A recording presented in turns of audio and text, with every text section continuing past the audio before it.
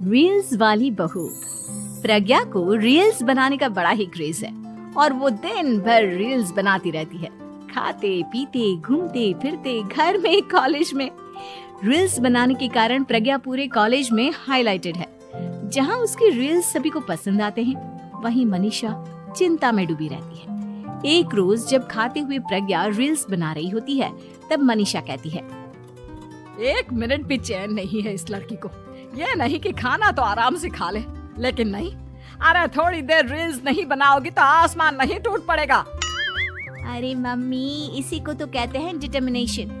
तुम नहीं समझोगी ये सब। भगवान, इस लड़की को सद्बुद्धि दे। जब देखो तब टेढ़ा बाका मुंह बनाती रहती है। मनीषा की बात का प्रज्ञा पर जरा भी असर नहीं होता और वो खाते खाते रील्स बनाती रहती है। दिन बीतने लगते हैं और देखते देखते प्रज्ञा का कॉलेज भी खत्म हो जाता है। आए दिन कोई ना कोई मनीषा को प्रज्ञा की शादी करवाने का सुझाव दी जाता है। सब ठीक ही कहते हैं, प्रज्ञा की शादी कर देनी चाहिए। अपने घर के काम काज में व्यस्त हो जाएगी तो खुद ही ये रील्स और नाच गाना बंद हो जाएगा। मनीषा और प्रेम प्रज्ञा के लिए एक अच्छा लड़का ढूंढने लगते हैं और तभी विकी का रिश्ता प्रज्ञा के लिए आता है, जिसने प्रज्ञा को उसकी रील्स देखकर पसंद कर लिया था।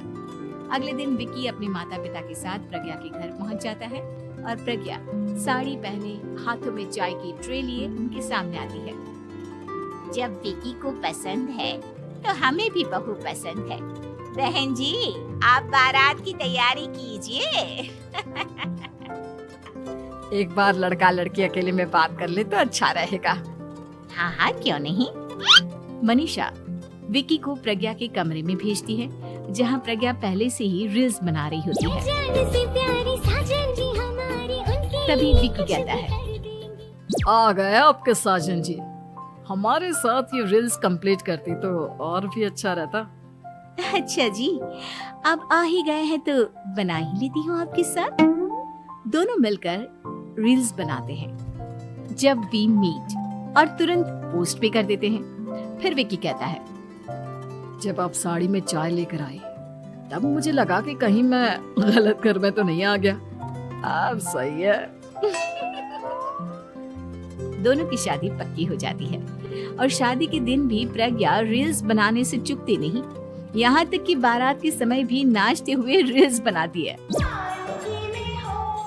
सभी लोग प्रज्ञा की तारीफ के फूल बांध देते हैं और प्रज्ञा नाचती गाती अपने ससुराल चली जाती है। सब कुछ अच्छा चल रहा होता है। प्रज्ञा यहाँ भी दिन भर हर चीज की रील्स बनाती रहती है। लेकिन कुछ दिनों के बाद जब सुनीता कहती है, बहू, ये रील्स के साथ साथ कुछ काम भी कर लिया करो। वैसे तुझे और क्या क्या बनाना आता है? मम्मी जी, वैसे तो सब कहते हैं कि मैं सब कुछ अच्छा बनाती हूँ, लेकिन मुझे लगता है कि मैं मैगी अच्छा बना लेती हूँ। हाँ, कॉफी भी अच्छा बना लेती हूँ और मुंह तो सबसे अच्छा बना लेती हूँ। हैं? अच्छा अच्छा। सुनीता अपना माथा पकड़ लेती है और कहती है, बहू, कुछ खाना बनाना भी सीख लेती। मम्मी जी, मैं लंबी प्लानिंग कर रही हूँ। जल्दी ही मैं इतनी फेमस हो जाऊंगी कि मुझे पैसे मिलने लगेंगे। हम दोनों सास बहू राज करेंगे, राज। नौकर काम करेंगी और लोगों की तो लाइन लगेगी हमसे मिलने के लिए। तेरा दिमाग खराब हो गया है क्या बहू? हंसी मजाक तक ठीक है, लेकिन इस तरह घर नहीं चलते। जितना जल्दी हो इस घर के तौर तरीकों को सीख लो। प्रज्ञा मुंह घुमाकर चली जाती है और तुरंत उसी वक्त एक रील बनाती है। ये देख सुनीता का गुस्सा 7वें आसमान पर चला जाता है और विकी के घर आते ही सुनीता उसे सब कुछ बताती है। विकी भी अब प्रज्ञा की इन हरकतों से परेशान हो जाता है। तुम टेंशन मत लो मम्मा, मैं देख लूंगा। विकी कमरे में जाता है तो देखता है कि प्रज्ञा रील्स बना रही है। विकी बड़े ही प्यार से प्रज्ञा से कहता है, प्रज्ञा, इन सब के लिए मैं तुम्हें मना नहीं कर रहा हूँ, लेकिन फिर भी हर वक्त तो ये अच्छा नहीं लगता ना। समझने की कोशिश करो, मुझे भी तुम्हारा थोड़ा वक्त चाहिए। मैं जब ऑफिस से आता हूँ तो मुझे समय देने की जगह इसी में लगे रहते हो। तुम ज्यादा ही सोच रहे हो। तुम भी मेरे साथ रील्स बनाओ ना, तुम्हें भी बहुत अच्छा लगेगा। तुम्हें इज्जत से कोई बात समझ में नहीं आती क्या? दिमाग खराब हो गया है तुम्हारा इस चकाचौंध से।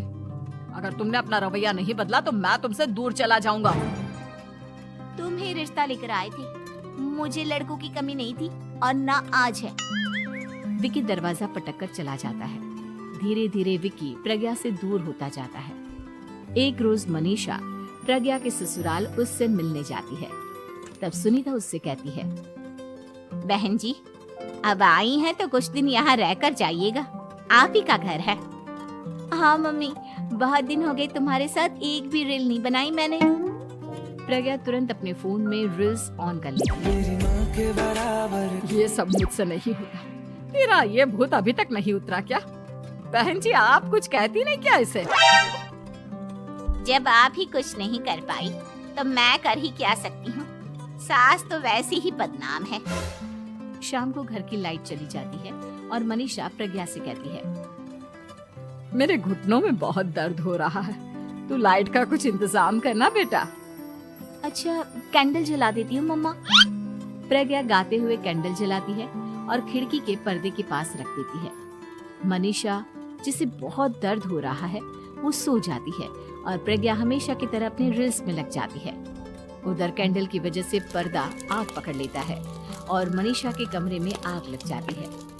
बचाओ, कोई है, बचाओ। सभी भागते हैं और विकी कमरे की आग बुझाने में लग जाता है, लेकिन तब तक मनीषा आधी जल चुकी थी। मनीषा की हालत देख प्रज्ञा रोने लगती है। विकी मनीषा को तुरंत हॉस्पिटल ले जाता है और उसे एडमिट कराता है। विकी प्रज्ञा से कहता है, देख लिया ना, तुम्हारे इस नाच गाने की वजह से आज तुम्हारी माँ की जान जाते जाते रह गई। अब पता नहीं तुम और क्या चाहती हो। उधर डॉक्टर कहते हैं, इनकी हालत बहुत नाजुक है, आधे से ज्यादा जल चुकी है। प्रज्ञा रोती हुई मंदिर में जाती है और भगवान के आगे जाकर कहती है, भगवान, मेरी माँ को ठीक कर दो। मैं कसम खाती हूँ, हाथ से ये रील्स बनाना छोड़ दूंगी। बस मुझे मेरी माँ वापस मिल जाए। 2 दिन बीत जाते हैं और मनीषा खतरे से बाहर आ जाती है। पेशेंट अब ठीक है, आप लोग उनसे मिल सकते हो। सब कोई मनीषा से मिलता है और प्रज्ञा सबके सामने अपना फोन तोड़ देती है। मुझे माफ कर दो मम्मा, मैंने तुम लोगों की बातों को नजरअंदाज किया।